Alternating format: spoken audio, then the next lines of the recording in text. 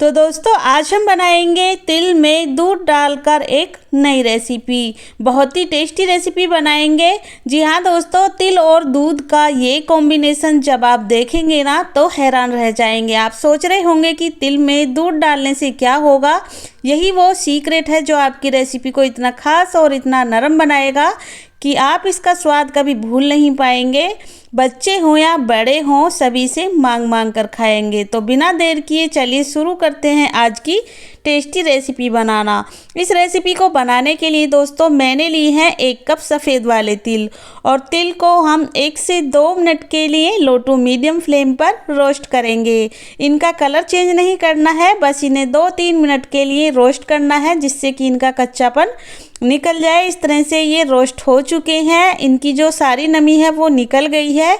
इस स्टेज पर हम गैस को ऑफ कर देंगे। इससे ज़्यादा इन्हें बिल्कुल भी हम रोस्ट नहीं करेंगे। तो दोस्तों आपने तिल से तो बहुत रेसिपी बनाई होंगी, लेकिन दूध से और तिल से शायद ही पहले कभी ये रेसिपी बनाई हो। तो हमने यहाँ पर गैस को ऑफ कर दिया है। इसमें से हम थोड़े से तिल अलग प्लेट में निकाल लेंगे, इनका इस्तेमाल हम बाद में करेंगे। और अब हम इसमें डालेंगे 1 कप दूध। ये बिना उबला दूध है, यानी कि नॉर्मल दूध है, और 1 कप तिल में 1 कप दूध काफ़ी रहेगा। इसमें डाल देंगे 1 कप दूध और मीडियम फ्लेम पर इसमें हम बॉईल आने देंगे। चलाते जाएंगे लगातार, इसे इस तरह से चलाते जाएं। बहुत जल्दी ये दूध को एब्जॉर्ब कर लेता है और बहुत ही जल्दी ये पक भी जाते हैं। तो दोस्तों जब हम इसे इस तरह से बॉईल करेंगे ना, तिल और दूध को दोनों को, तो जो तिल है वो अच्छे से फूल जाएगा, दूध इसके अंदर चला जाएगा, दूध को पूरी तरह से ये एब्जॉर्ब कर लेंगे तिल, और बहुत ही सॉफ्ट और नरम हो जाएंगे। और जो हम इससे रेसिपी बनाएंगे ना वो भी बहुत ही टेस्टी बनेगी। इस तरह से चलाते जाएं लगातार इसे, और फ्लेम को मीडियम टू हाई रखें, बीच बीच में फ्लेम को लो कर दें। इस तरह से चलाते हुए लगातार तब तक पकाना है जब तक कि दूध को जो तिल है पूरी तरह से एब्जॉर्ब ना कर लें। देख सकते हैं आप 2 से 3 मिनट में ही काफ़ी मात्रा में दूध को तिल ने एब्जॉर्ब कर लिया है। अभी थोड़ा सा दूध इसमें बचा हुआ है, इसको भी हम इसी तरह से पका लेंगे। और अब हम गैस को ऑफ कर देंगे, क्योंकि ठंडा होने के बाद ना जो बचा हुआ इसमें दूध है इसको भी ये तिल एब्जॉर्ब कर लेंगे। और इस तरह से लगातार हमें इसे चलाते जाना है। और आप देख सकते हैं जो दूध है इसमें बिल्कुल भी नहीं है, बस थोड़ा सा दूध है, इतना दूध इसमें हम छोड़ देंगे जिससे कि इसमें थोड़ा सा मॉइस्चर बना रहे। इसी स्टेज पर गैस को ऑफ कर दें और इन तिल को हम नीचे उतार लेंगे और ठंडा होने देंगे। 5 से 6 मिनट में ये ठंडे हो जाएंगे। अगर आपको ज़्यादा जल्दी है तो फ़ैन के नीचे रख दें। और देख सकते हैं आप जो तिल है पूरी तरह से हमने इन्हें ठंडा कर लिया है और दूध को पूरी तरह से इन्होंने एब्जॉर्ब कर लिया है। इस तरह से जो तिल की क्वांटिटी है ना वो भी थोड़ी सी ज़्यादा हो गई है, तिल पहले से फूल चुके हैं। और इस तरह से अब हम इनका पेस्ट बनाकर रेडी करेंगे। तिल को इस तरह से दूध के साथ पका लें, और अब लेंगे एक बड़े साइज का मिक्सी का जार, उसमें हम सारे ही तिल को डाल देंगे। और अब हम ना इसमें पानी का इस्तेमाल करेंगे, ना ही हम इसमें दूध डालेंगे। इसी तरह से हम इसे पीस कर रेडी करेंगे। और दोस्तों इसको पीसते वक्त आपको ध्यान रखना है कि इसे एकदम बारीक नहीं पीसना है, आपको दरदरा रखना है, यानी कि पल्स मोड पर मिक्सी को चलाते हुए आपको इसे पीस कर रेडी करना है। इसका जो तिल का दरदरापन है वो रहना चाहिए, एकदम पेस्ट इसका नहीं बनाना है। इस तरह से आप देख सकते हो जिस तरह से मैंने इसका पेस्ट बनाकर रेडी किया है, एकदम दरदरा सा आपको ये पेस्ट दिखाई दे रहा होगा। एकदम बारीक हमने इसे नहीं पीसा है। तो चलिए अब चलते हैं गैस की तरफ। गैस पर मैंने एक कढ़ाई रख ली है, इसमें 1 से 1.5 चम्मच डाल देंगे देसी घी, और घी को मेल्ट होने देंगे। और सारे ही तिल वाले पेस्ट को लो फ्लेम पर हम कढ़ाई में डाल देंगे और इसे चलाते हुए लगातार घी में हम अच्छे से भूनेंगे। इस प्रोसेस को करने से ये रेसिपी बहुत ही ज़्यादा टेस्टी और डिलीशियस बनेगी। घी के साथ जब हम इस तरह से इस पेस्ट को भूनेंगे ना तो इसमें एकदम मावे जैसा टेस्ट आएगा। तो इस तरह से 1.5 से 2 चम्मच घी आपको मेल्ट करना है और इसे लगातार चलाते हुए लो टू मीडियम फ्लेम पर हमें भूनते हुए इसे पकाना है।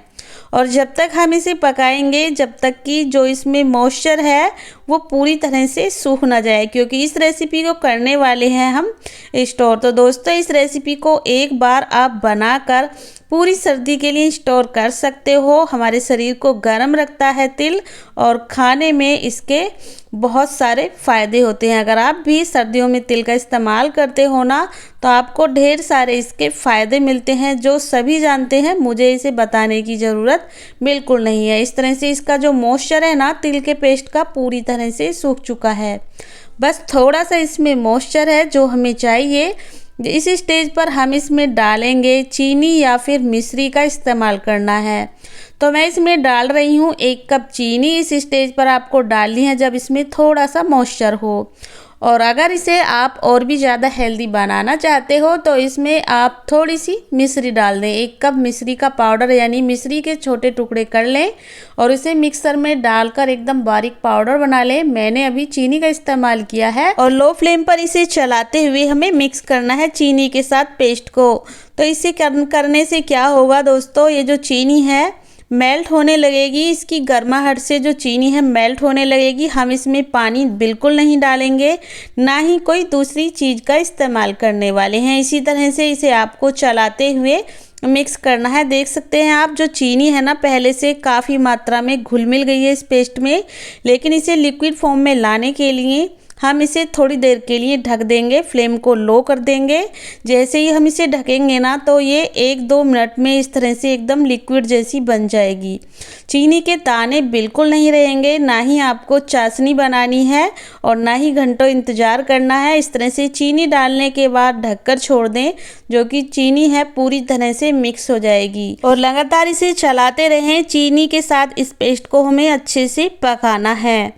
फ्लेम को कर दें लो और इसे इसी तरह से बीच बीच में चलाते रहें। मैं इसे इसी तरह से चलाती रहूँगी बीच बीच में। फ्लेम को मैंने लो कर दिया है। इतनी देर में हम लेंगे एक छोटा सा मिक्सी का जार और इसमें हम डाल देंगे थोड़ी सी कच्ची मूंगफली। भुनी हुई मूंगफली है जिनका मैंने छिलका निकाल लिया है। साथ ही थोड़े से काजू, थोड़े से बादाम, लगभग 8 से 10 आपको बादाम और काजू ले लेने हैं अपनी पसंद के अकॉर्डिंग। कम ज़्यादा भी रख सकते हैं और इनको एकदम बारीक पीस कर रेडी कर लेना है।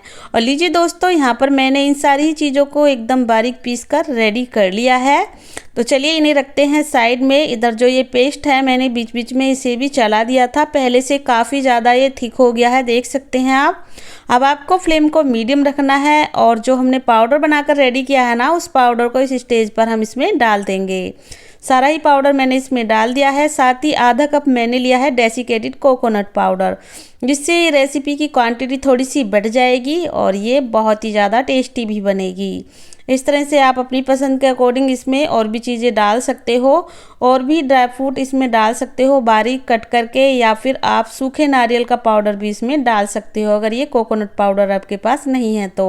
अब आपको इसे चलाते हुए जब तक पकाना है जब तक कि पूरी तरह से कढ़ाई ये मिश्रण हमारा छोड़ने ना लगे। एकदम से गाढ़ा बन जाएगा ये। फ्लेम को मीडियम रखें जिससे कि ये नीचे चिपके ना, और इस तरह से लगातार हम इसे चलाते जाएंगे। देख सकते हैं आप कढ़ाई को पूरी तरह से इसने छोड़ दिया है। इस स्टेज पर गैस को ऑफ कर दें और 1-2 मिनट इसे इसी तरह से चलाते रहें। और आप इसे हाथ में लेकर चेक भी कर सकते हो, अगर हाथ में पूरी तरह से चिपक नहीं रहा है तो सेट होने के लिए रेडी है।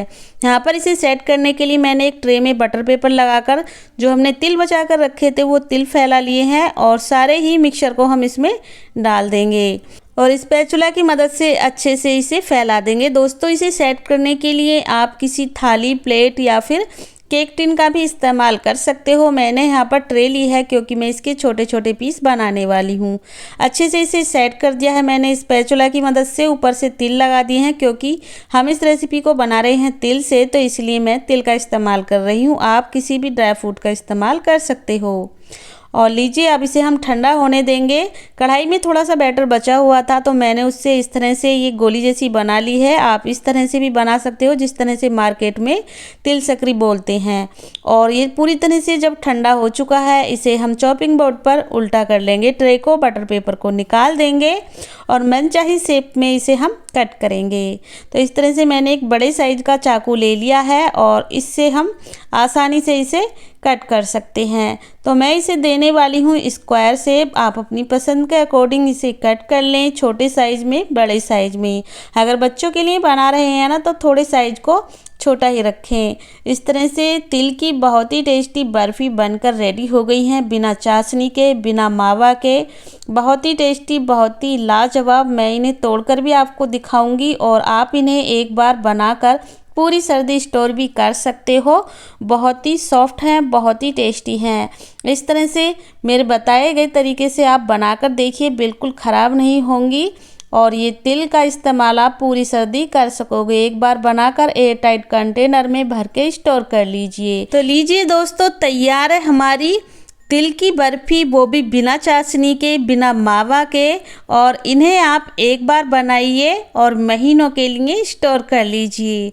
बहुत ही टेस्टी, बहुत ही यम्मी। दिखने में जितनी सुंदर लगती हैं, खाने में इससे भी ज़्यादा टेस्टी हैं और बिल्कुल ख़राब नहीं होती हैं। आप इन्हें महीनों के लिए स्टोर कर सकते हो। तो दोस्तों, इस रेसिपी को आप कहाँ से देख रहे हो कमेंट करके ज़रूर बताइएगा, जिससे कि मैं आपको थैंक्स बोल सकूं।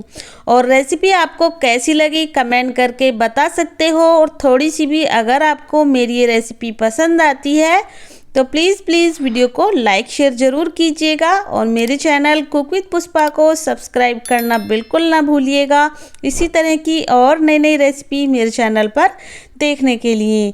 तो चलिए दोस्तों, मिलते हैं फिर किसी रेसिपी के साथ। तब तक के लिए थैंक यू, बाय बाय।